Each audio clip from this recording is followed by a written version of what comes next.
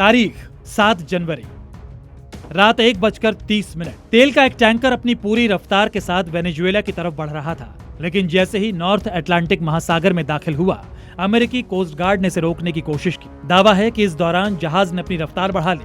टकराव को टालने के लिए जहाज पर रूसी झंडा भी लगा दिया गया, लेकिन अमेरिकी कोस्ट गार्ड पर इसका जरा भी असर नहीं पड़ा। अमेरिकी कोस्ट गार्ड का एक हेलीकॉप्टर जहाज के ठीक सीधे ऊपर आकर रुक गया और अमेरिकी फोर्स के जवान इस तेल टैंकर पर उतरना शुरू हो गए। कोई रस्सी वाली सीढ़ी से जहाज पर लैंड हुआ, कोई बोट से जहाज के ऊपर सवार हो गया। दावा है कि 35 से ज्यादा अमेरिकी जवानों ने 15 मिनट के भीतर रूस के इस जहाज को घेर लिया। अमेरिकी फोर्स की एक टीम इन सीढ़ियों से होती हुई टैंकर सेलर तक पहुंची और 20 मिनट में रूसी जहाज पर कब्जे का ऐलान कर दिया गया। रूस के इस तेल टैंकर पर कब्जा करने के लिए अमेरिका को महज 20 से 25 मिनट का वक्त लगा। अब सवाल ये कि क्या रूस को इस बात की जानकारी नहीं थी कि अगर वो तेल के इस टैंकर को भेजता है तो अमेरिका उस पर कब्जा कर सकता है? तो जवाब ये कि रूस को जानकारी बिल्कुल थी और इसलिए उसने इस टैंकर को एस्कॉर्ट करने के लिए एक न्यूक्लियर सबमरीन साथ में भेजी थी। लेकिन सवाल यह है कि अगर मैरिनेरा को रशियन न्यूक्लियर सबमरीन एस्कॉर्ट कर रही थी, तो फिर अमेरिकी फोर्स इस टैंकर पर कब्जा करने में कामयाब कैसे हो गई? तो इस सवाल का जवाब भी आपको देंगे, मगर पहले यह जान लीजिए कि क्या रूस को इस खतरे का पता नहीं था। दरअसल अमेरिका ने 3 जनवरी को जिस वक्त वेनेजुएला पर हमला किया था, ठीक उसी वक्त ऐलान कर दिया था कि वेनेजुएला के तेल पर सिर्फ उसका हक है। इतना ही नहीं, अंतरिम राष्ट्रपति डेल्सी रोड्रिग्स को वेनेजुएला की कमान सौंपते वक्त भी ट्रंप ने उनके सामने 3 शर्त रखी। पहली शर्त, वेनेजुएला को रूस, चीन और ईरान से सभी व्यापारिक रिश्ते तोड़ने होंगे। दूसरी शर्त, तेल उत्पादन में सिर्फ अमेरिका के साथ साझेदारी करनी होगी। और तीसरी शर्त, तेल बिक्री में अमेरिका को प्राथमिकता देनी होगी। मतलब ये कि अमेरिका ने वेनेजुएला के लिए कोई चॉइस छोड़ी ही नहीं थी कि वो अपना तेल किसी और मुल्क को बेच सके। और ऐसा नहीं है कि ये जो शर्त है वो ढकी छिपी थी, बल्कि पूरी दुनिया इसके बारे में जानती थी। बावजूद उसके रूस ने अपना तेल टैंकर मैरिनेरा वेनेजुएला की तरफ रवाना किया। अब अमेरिका के लिए रूस के इस टैंकर पर एक्शन लेना नाक का सवाल बन गया था, जो अमेरिका ने किया भी। मीडिया रिपोर्ट्स में दावा किया गया है कि जिस रशियन टैंकर मैरिनेरा को अमेरिकी फोर्स ने जब्त किया, उसे रूस के 5 वॉरशिप और BS-329 बेलग्राड सबमरीन एस्कॉर्ट करने के लिए आगे बढ़ रही थी। मगर पुतिन के ये महाबली उत्तरी अटलांटिक महासागर में दाखिल होते उससे पहले ही मैरिनेरा टैंकर को आइसलैंड के पास पकड़ लिया गया, जिसके बाद रूस बुरी तरह तिलमिला गया है। पुतिन के बेहद करीबी और रूसी सांसद एलेक्सी जुरावलेव ने तो अमेरिका पर परमाणु हमला करने की धमकी तक दे डाली है। एलेक्सी जुरावलेव ने अपने बयान में कहा कि वेनेजुएला के राष्ट्रपति निकोलस मादुरो को गिरफ्तार करने के बाद अमेरिका उत्साहित है और हमें जवाब देना होगा।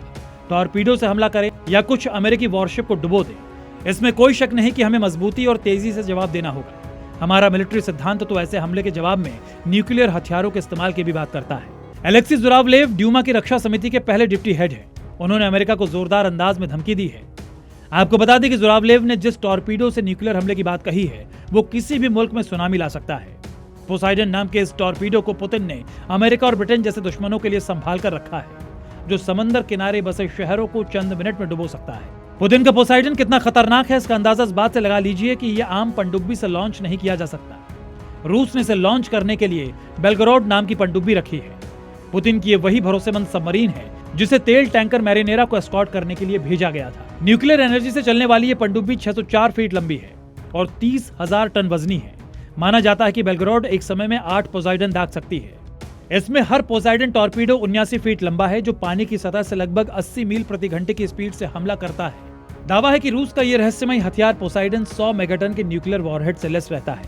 अब सवाल यह भी कि रूस पिछले 4 सालों से यूक्रेन के साथ युद्ध लड़ रहा है। अप्रत्यक्ष तौर पर वो नेटो या फिर कहा जाए कि अमेरिका के हथियारों की ताकत को देख भी रहा है। ऐसे में जो रूस 4 सालों से यूक्रेन के साथ युद्ध का कोई नतीजा नहीं निकाल पा रहा, क्या अमेरिका के साथ सीधे वॉर फ्रंट खुलना अफोर्ड कर पाएगा? जानकार मानते हैं कि रूस के आर्थिक हालात भले ही ठीक ना हो, मगर रूस के पास 3 ऐसी ताकत है जिससे अमेरिका जैसा सुपर पावर भी खौफ खाता है।